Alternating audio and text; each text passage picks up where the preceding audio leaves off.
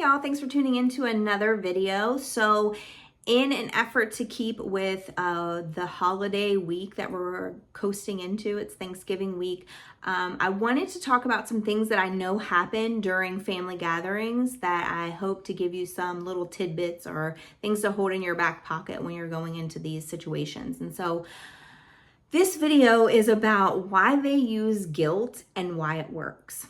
And so hopefully you are not dealing with that with your family for Thanksgiving or going into the Christmas season, but perhaps you know some people that you're friends with or family members who continuously and perpetually use guilt to try to get you to do the things that they want you to do. From parents, it might sound like, well, I took care of you your whole life, so you should insert thing here.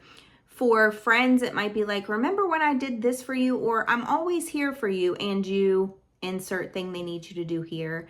And so there's a lot of guilting going around. And one of the things that I noticed just being in the education field is, now, mind you, this is from my personal perspective, and I have been in other occupational fields, but I feel like educators are severely guilted into going above and beyond. And so in an effort to try to gather some data on this, I just really watch and observe people and the things that they'll do in the name of being guilted, right? So if you really cared about your students, you would. If you really cared about these kids, you would. If you were really worried about how, these kids were being educated, you would. And so there's this tons of guilt poured over everything. And I thought, isn't it interesting that that happens with family too? And it's almost a very similar concept and strategy to make things happen. And so when you guilt somebody, you're trying to get them to do something that you want them to do, and you know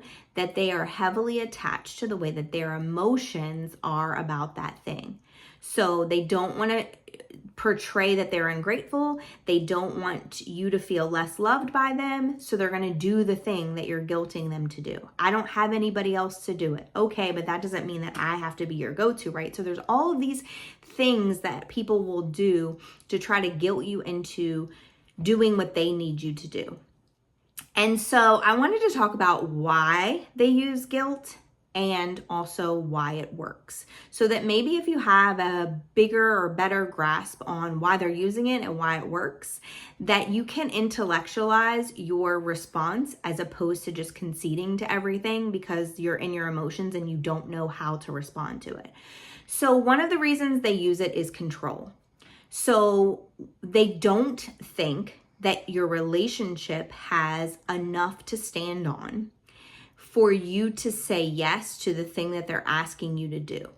And so they think and they fear that they have to use control. So they might try to make you feel bad about something that you didn't do in the past. They might try to make you feel like it's not, in your character to be acting the way that you're now acting, or to say no to them, or that they never say no to you. All of that is an effort to control you. So if they can have some puppet strings on your emotions, then they can control what you're going to do as a result of them. The control is in an effort to get what they need done. And so they know that the easiest people to control are the people whose emotions are attached to the thing. So the first reason that they use it is to control the situation, and it's easier to use manipulation and guilt to control because it's attached to emotion. They also use it because it's a way to victimize them. So they make people feel bad for them, and then that meets their needs. And so if you're dealing with somebody who got a lot of attention as a child because they were sick or they were a victim or when something was wrong with them, then they might think that the only way that they can get their needs met is to guilt somebody into thinking they're the victim. So when they tell you stories, there's always some sort of, oh my gosh, can you believe this happened to me? When they tell you what's going on right now and why they need you, there's some sort of, oh my gosh, but look at what's going to happen to me if you don't do it. So then you see that they're going to suffer something no matter what you have to suffer to do it for them, that they're going to suffer something and you don't want them to have to experience that. So because you see them in this victimized state, this wounded animal state, and because you are the way you are, that will make you want to do it, and they're trying to get their needs met. So if they guilt you, then they can play the victim. If they play the victim, then they get their needs met, and everything works out for them to get what they needed. And in actuality, they weren't as much of a victim as they said they were. They just played that role to get you to say yes. And the last one is, it's generational. So when you think about the way that people operate, oftentimes, if they were guilted, then they're going to, by habit, use guilt. Unless they're a generational curse breaker, or they're a bit of a black sheep in the family, or they're the scapegoat, then they notice things for what they are. But if it's somebody who was guilted into doing things as a child, they may in fact guilt you into doing things as well, because it's the way that they have been manipulated in their own lives.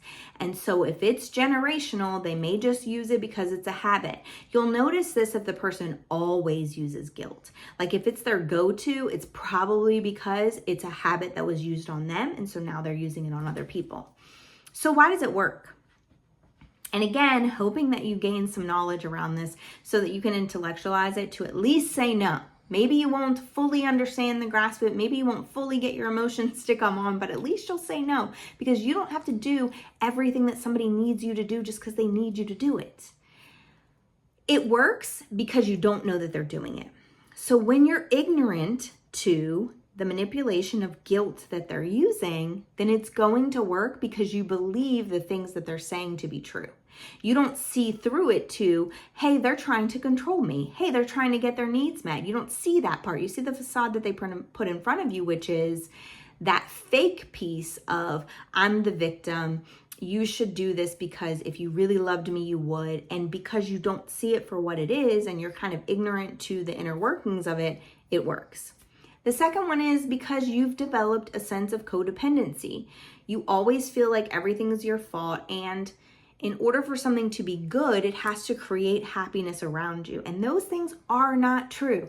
They are what develops as a result of codependency. So when you become a codependent person, it usually is the aftermath of being the child of someone who's an alcoholic or an addict, or it's being the child of somebody who is a covert or overt narcissist. And so if that's the case, then you're going to develop codependency because you've gotten really good at just making everything peaceful for everyone else. And so if you feel like you are either responsible or at fault for everything, and you feel like the only way to create happiness in the world around you is for you to be good, then you'll do everything asked of you because you feel like you are the one who controls the happiness and the good around you. So if you just do this thing, then it's going to create that as a result. The reality is, no one person can control all of that, one. And two, those people aren't going to be happy no matter how much you do for them. You could do their entire to-do list. They will not be happy. You could do one thing on their to-do list. They will not be happy because of all the other times that you said no. And so the reason that it works is because you've developed that feeling of codependency, but that feeling of codependency is not real. It's not real to feel like you can make everyone else happy. And if you do, then the world around you is okay. No, they're still manipulators. They're still using these tactics. You're just falling victim to them. And the last one is you've seen it and known it to work your whole life. So it works because it is the habit, it is the action, it is the behavior that you have seen work your entire life. So of course you're not going to go, I don't want to do this.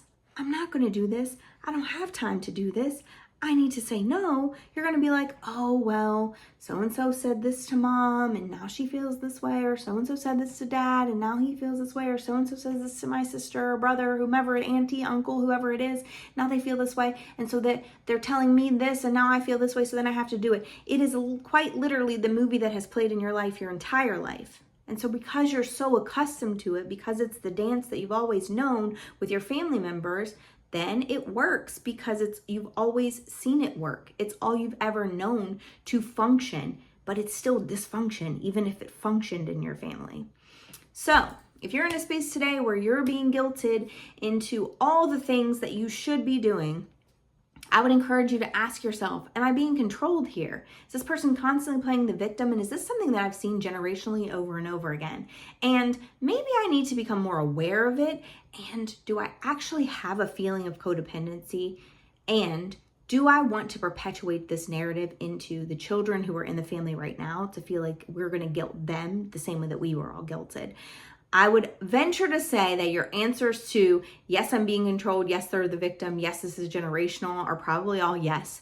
And the other ones are, I need to do some more research to figure out why I don't know that this is happening to me and why I feel so in charge of everyone else's feelings. And no, I do not want to perpetuate this. And so if that's you today, I would encourage you to take some inventory of the way that you feel about this, to say no if no is the answer that you really want to give. Remember that it's not disrespect to say no. It's not disrespect to be assertive. It's not disrespect to hold boundaries. And if this video resonated with you, I would ask that you like and subscribe to my channel, go to my socials, go ahead and follow me there. But more importantly than any of that, share this video with somebody that it will resonate with, because my number one goal is to get the information out to people, but also so that you share it to other people, because the real goal is to break people free from the bondage that they're experiencing on a daily basis. It's a jail to live inside of that bondage. It creates your own personal jail. And my hope and dream and prayer is that we can help people to see what it's like to live a free life outside of that bondage, one person at a time, by sharing these messages and these videos. Thank you again for tuning in, and I'll see you again next time.